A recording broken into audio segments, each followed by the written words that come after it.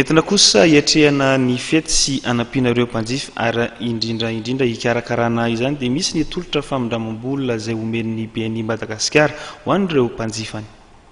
Tsy mitsaha mitombo ny fametrahana antonta-taratasy fangatahana findramam-bola eo anivon'ny banky BNI Madagasikara indrindra rehefa vanim-potoana fety toy izao.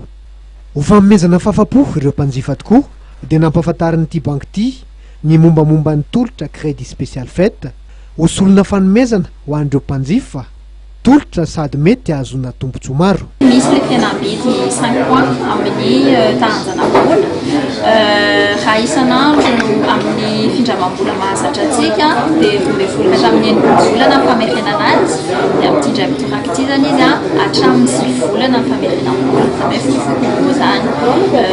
Manaraka an'izay koa dia 2 millions d'ariary ny vola azo alaina amin'ity tolotra ity.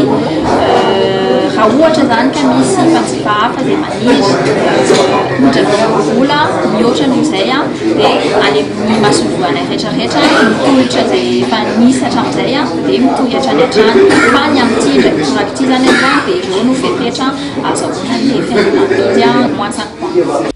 Nanomboka ny 14 Desambra hatramin'ny 3 Janoary taona 2024 avy izao dia voavoany olana ho an'ireo rehetra te hividy zavatra sy anolotra fanomezana no nisy viniavan'ny BNI Madagasikara.